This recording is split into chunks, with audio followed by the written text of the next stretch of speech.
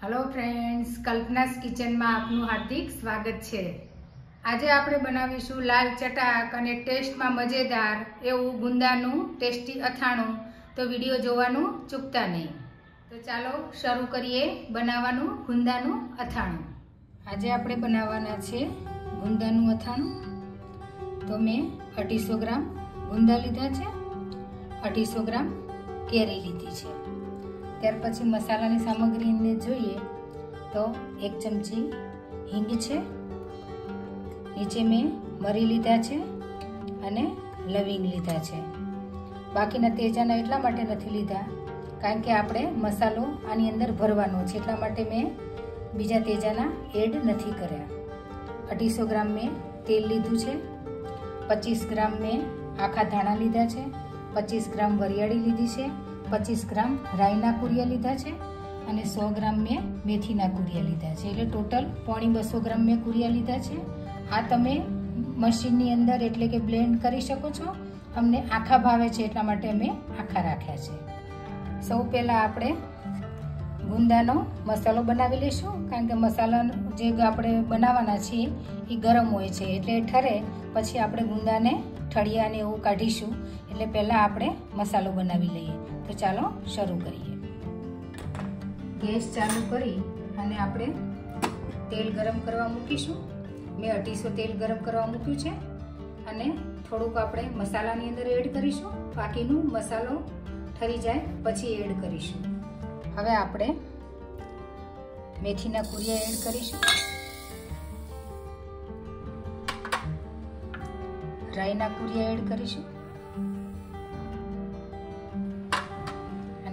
वच्चे थोड़ी हींग एड करीशुं आपणे।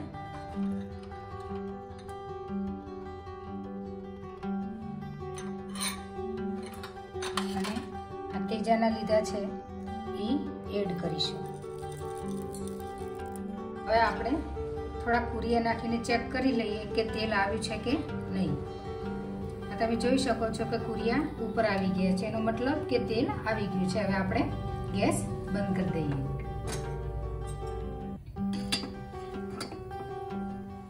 હવે આપણે જે મસાલો લીધો છે એની અંદર આપણે એડ કરીશું અને તેલને થોડુંક જ એડ કરવાનું છે કારણ કે આપણે આ મસાલો ભેળવવાના છે ગુંદાની અંદર, એટલે થોડુંક જ આપણે તેલ એડ કરીશું। મસાલો છે એ આપણે વ્યવસ્થિત હલાવી લઈશું અને જે ધાણાના કુરિયા આપણે રાખ્યા હતા, જે મેં આખા રાખ્યા છે એ આપણે આની અંદર એડ કરી દઈશું।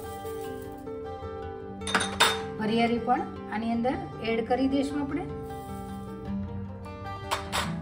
जो गरम तेल में आपणे एड करीए तो वरियाળી अने आखा धाणा छे ई बळी जशे, એટલે થોડું નવ શેકવું હોય ત્યારે જ એડ કરવા।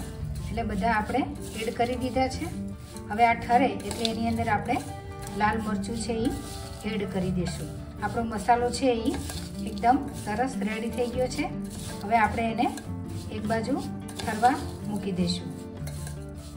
હવે આપણે કેરી અને ગુંદા જે લીધા છે તો હવે આપણે કેરીને મેં ધોઈને રાખી દીધી છે, કેરી અને ગુંદાને। તો હવે કેરીને આપણે સમારી લેશું। કેરીને પહેલા એટલા માટે આપણે સમારીશું કારણ કે કેરીની અંદર આપણે હળદર અને મીઠું એડ કરવાના છે અને 10 થી 15 મિનિટ આપણે એને રાખવાના છે। તો પહેલા આપણે કેરીને સમારી લેશું અને છોલી લેશું। પહેલા આવી રીતના બંને કેરી આપણે છોલી લેશું અને એનું છીણ કાઢી લેશું। આવી રીતના મેં બંને કેરી ખમણી લીધી છે। હવે આની અંદર આપણે હળદર અને મીઠું એડ કરીશું। તો આની અંદર મેં 1 ચમચી મીઠું લીધું છે અને અડધી ચમચી જેવી હળદર લીધી છે। આપણે એને એડ કરી દઈશું અને 10 થી 15 મિનિટ આપણે ઢાંકીને રહેવા દેશું, જેથી કરીને એનું પાણી છે એ છૂટી જાય અને ત્યાર પછી આપણે જે મસાલો બનાવ્યો છે એ મસાલાની અંદર આપણે એડ કરી દઈશું। હવે આવી રીતના મિક્સ કરી અને આપણે 10 થી 15 મિનિટ એને રહેવા દેશું ઢાંકીને। આ ગુંદા ગુંદા છે એના આગળનો જે ભાગ છે એ આપણે હાથેથી આવી રીતના તોડી નાખશું અને દસ્તાની મદદથી આગળનો ભાગ આપણે કાઢી લઈશું અને જે બી છે એનું અંદરનું એ આપણે આવી રીતના કાઢી લઈશું અને આપણી પાસે ખાટું પાણી હોય એની અંદર આપણે બોળી લઈશું, જેથી કરી અને અંદર જે ગુંદાની ચીકાશ હોય એ બધી ચીકાશ છે એ નીકળી જશે. અને જો તમારી પાસે ખાટું પાણી ન હોય તો તમે હળદર, મીઠું અને એની અંદર લીંબુ નીચોવી શકો છો અને આવી રીતના એની ચીકાશ નીકળી જાય પછી બધા ગુંદા એક સાઈડ કરતું જવાનું અને કોરા કરી અને પછી મસાલો છે એ ભરી દેવાનો. જો આપણે ઘરની અંદર એકલા હોય અને ગુંદા વધારે હોય તો આવી રીતના ડાયરેક્ટ ખાટા પાણીની અંદર જ નાખવા અને ત્યાર પછી બધા એક એક આવી રીતના સાફ કરી લેવા. કારણ કે કોઈ મદદ કરનાર ન હોય તો આપણે આવી રીતના કરીએ તો ગુંદા છે એ કાળાઈ ના પડે અને ચીકણાઈ ના રહે. એટલા માટે આવી રીતના બધા ગુંદા છે આવી રીતના કરી અને એક સાથે આપણે એને કોરા કરી શકીએ છીએ. આવી રીતના બધા જ ગુંદાને મેં ચીકાશ છે એ અંદરથી કાઢી લીધી છે અને આવી રીતના જે પાણી હોય આપણે ઊંધા કરી દઈએ તો પાણી બધું જ નીતરી જશે. આવી રીતના બધા જ ગુંદાને આપણે કોરા કરી લઈશું વ્યવસ્થિત, જેથી કરીને પાણી ના રહે. લૂછવા માટે કપડું છે એકદમ ચોખ્ખું વાપરવું અને વ્યવસ્થિત કોરા કરી લેવા. ગુંદા આપણા એકદમ મસ્ત કોરા થઈ ગયા છે. આ ગુંદાને ખાટા પાણીમાં 8-10 કલાક બોળવાની કોઈ જરૂર નથી, તો બી એકદમ મસ્ત કડક જ રહેશે આખું વરસ અને એકદમ સરસ રહેશે. એટલે તમે આ રીતના જો ગુંદા કરશો તો આખું વરસ સરસ જ રહેશે અને એનો ટેસ્ટ પણ સારો જ રહેશે. હવે આપણે જે મસાલો બનાવ્યો છે ગુંદાનો એ જોઈ લઈએ. ઠરી ગયો છે મસાલો. હવે એની અંદર આપણે મરચું ને હળદર ને બધું એડ કરી દઈએ. સૌથી પહેલા આપણે મીઠું એડ કરીશું. મીઠું આપણે આપણા ટેસ્ટ પ્રમાણે એડ કરીશું. મેં નાની 1 ચમચી એડ કરી છે. ત્યાર પછી આપણે થોડીક હળદર એડ કરીશું. મેં 5 ચમચી એડ કરી છે અને 4 થી 5 ચમચી મેં કાશ્મીરી લાલ મરચું લીધું છે.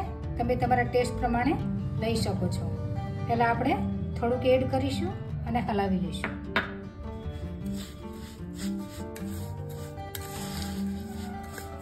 બધું વ્યવસ્થિત આપણે હલાવી લઈશું અને ત્યાર પછી આપણે જે કેરી છીણીને રાખી છે એ આપણે આની અંદર એડ કરી દઈશું. થોડું મરચું વધ્યું છે, મેં ટોટલ 6 ચમચી મરચું લીધું હતું.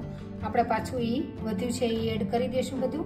એટલે 6 ચમચી મને મરચું જોયું છે અને મેં કાશ્મીરી મરચું એડ કર્યું છે. તમે તમારા ટેસ્ટ પ્રમાણે મરચું એડ કરી શકો છો.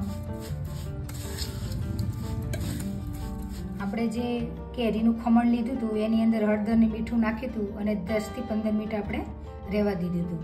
તો 10 થી 15 મિનિટ થઈ ગઈ છે અને એનું પાણી પણ છૂટી ગયું છે, તમે જોઈ શકો છો.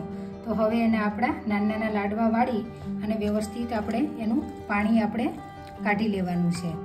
તો બધું પાણી એનું વ્યવસ્થિત નીકળી જાય એવી રીતના એના લાડવા વાળવાના છે. આવી રીતના બધું જ પાણી એનું નીકળી જવું જોઈએ. પાણી રહેવું ન જોઈએ, નહીતર ગુંદા છે એ પાણી છોડશે અને ફૂગ આવી જશે. એટલે વ્યવસ્થિત બધું જ પાણી છે એનું નીકળી જાય એવી રીતના દબાવીને કાઢી લેવાનું છે. તમે જોઈ શકો છો કે નીચે ખાટું પાણી નીકળી ગયું છે બધું અને આવી રીતે વ્યવસ્થિત જ દબાવીને પાણી આપણે કાઢવાનું છે. આનાથી મસાલાનો ટેસ્ટ એકદમ સરસ આવશે અને ગુંદા છે એ ચીકણા નહીં રહે. કેરી તમે વધુ ઓછી કરી શકો છો. મેં 250 લીધી છે, તમે અડધો કિલો પણ નાખી શકો છો. એનાથી ગુંદા એકદમ સરસ લાગશે અને આ ગુંદાનું અથાણું આખું વરસ એક બગડશે નહીં અને એનો ટેસ્ટ પણ એવો ને એવો જ રહેશે. હવે જે આપણે આ કેરીનું ખમણ લીધું છે એની અંદર આપણે જે મસાલો બનાવ્યો છે એ ઠરી ગયો છે. એ હવે આપણે એડ કરી દઈશું અંદર. આમ તો મેં મસાલો 250 ગ્રામ લીધો છે. તમે 125 ગ્રામ મસાલો લેશો તો બી તમને થઈ રહેશે, કારણ કે અમે મસાલો વધુ ખાઈએ છીએ એટલા માટે મેં વધુ બનાવ્યો છે. હવે આ મસાલો આપણે કેરીના ખમણ સાથે વ્યવસ્થિત મિક્સ કરી દઈશું, જેથી આની ખટાશ છે એ અંદર ચડી જાય. અને આનાથી આપણે ગુંદા જે ભરીશું તો ગુંદા છે એ આપણા ચીકણા નહીં રહે અને એકદમ ટેસ્ટી થશે. તો તમે પણ આ અથાણું બનાવી શકો છો. એકદમ એની રીત છે એકદમ સહેલી છે ફ્રેન્ડ્સ. અને જો તમે મારી ચેનલમાં નવા હો અને હજી સુધી સબસ્ક્રાઈબ ન કર્યું હોય તો ફ્રેન્ડ્સ સબસ્ક્રાઈબ કરવું એકદમ ફ્રી છે, તો જરૂરથી સબસ્ક્રાઈબ કરજો, જેથી કરીને મારા જે નવા વિડીયો આવે તો સૌથી પહેલાં તમને જોવા મળે. તમે જોઈ શકો છો કે આપણો મસાલો એકદમ રેડી થઈ ગયો છે. કલર પણ એનો એકદમ મસ્ત આવ્યો છે, ચટાકેદાર, જોતાં જ ખાવાનું મન થઈ જાય એવો આપણો મસ્ત કલર આવ્યો છે. હવે આપણે આ છે મસાલો એ ગુંદાની અંદર ભરી લેશું આપણે. તો આપણે આવી રીતના ગુંદાની અંદર ભરવાનો છે મસાલો. તમે ચમચીથી પણ ભરી શકો છો અને હાથેથી પણ ભરી શકો છો. વ્યવસ્થિત ભરી દેવાનું છે દબાવીને, જેથી કરીને નીકળી ન જાય. આવી રીતના ભરવાનું છે દબાવીને. બધા જ ગુંદા આવી રીતના ભરી લેવાના છે અને મૂકી દેવાના છે. આ ગુંદાનું અથાણું, તાજા ગુંદાનું અથાણું એકદમ મસ્ત લાગે છે. તમે જ્યારે ગુંદા પસંદ કરો તો એકદમ લીલા ગુંદા જ પસંદ કરવા, બહુ પાકા ગુંદા પસંદ ન કરવા, કારણ કે એનું અથાણું છે પોચું પડી જતું હોય છે. એટલે એકદમ લીલા કાચ જેવા ગુંદા હોય અને તાજા ગુંદા હોય એવા જ પસંદ કરવા.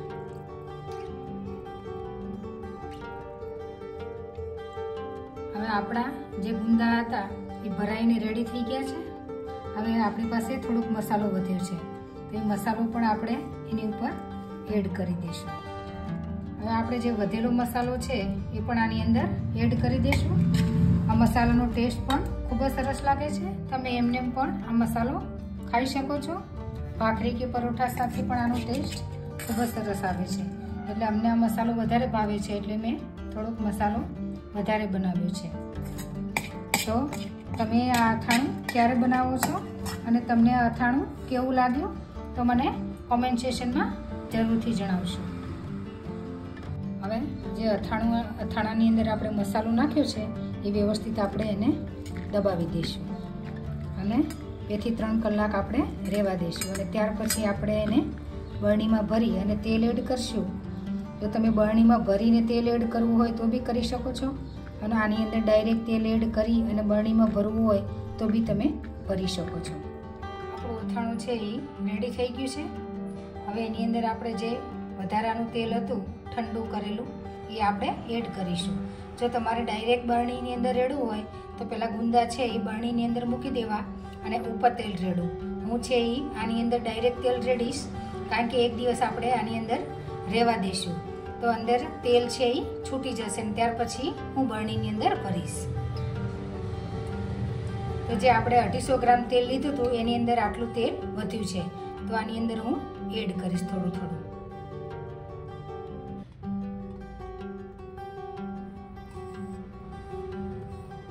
અને આપણે ધીરે ધીરે બધું છે એ હલાવી લેવું. તેલ અત્યારે નાખવાથી શું થશે કે મસાલો છે એકદમ સોફ્ટ થઈ જશે અને એકદમ ટેસ્ટી બનશે. અને તેલ જેટલું છૂટવાનું હોય એ છૂટી જાય. ઘણી વખત એવું થાય કે બરણી આપણે એકદમ ફૂલ ભરી દઈએ અને પછી તેલ છૂટતું હોય તો ઘણી વખત બહાર નીકળતું હોય છે, જે આમાં એવું નહીં બને. એટલે પહેલેથી જ તેલ આપણે આની અંદર એડ કરી અને એક દિવસ આપણે આ લોયાની અંદર જ રહેવા દઈશું. આ બધું તેલ મેં છે એ એડ કરી દીધું છે.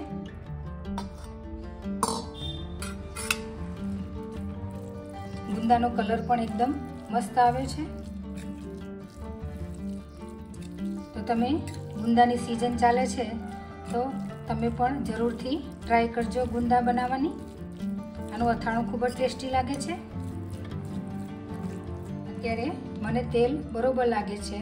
એક દિવસ આપણે રહેવા દઈશું તો તેલ જેટલું છૂટવાનું હશે એટલું છૂટી જશે. આપણું અથાણું છે આપણે એક દિવસ માટે રાખી દઉં તો બધું તેલ છૂટી ગયું છે. તો આ રીતના તમે અથાણું બનાવશો તો આખું વરસ બગડશે નહીં. અને બધી જ સહેલી ટ્રીપ સાથે આ અથાણું બનાવ્યું છે, એટલે તમે વિડીયો અંત સુધી જોજો. તો હવે આપણે બરણીની અંદર ભરી લઈએ. આપણે અથાણા જ્યારે બરણીમાં ભરીએ છીએ ત્યારે હંમેશા કાચની બરણીનો જ ઉપયોગ કરવો. કાચની બરણી છે હેલ્થ માટે ખૂબ જ સારી છે, કારણ કે પ્લાસ્ટિક છે તે ખાટી વસ્તુ આપણે નાખશું તો એ આપણને નુકસાન કરશે. આપણું અથાણું ભરાઈને રેડી થઈ ગયું છે. તો મળીએ આપણે નેક્સ્ટ વિડીયોમાં. ત્યાં સુધી બધા જ ફ્રેન્ડને જય શ્રી કૃષ્ણ. જો તમને મારી રેસીપી સારી લાગે તો મારી ચેનલને લાઈક, શેર અને સબસ્ક્રાઈબ કરવાનું ભૂલતા નહીં. Thank you.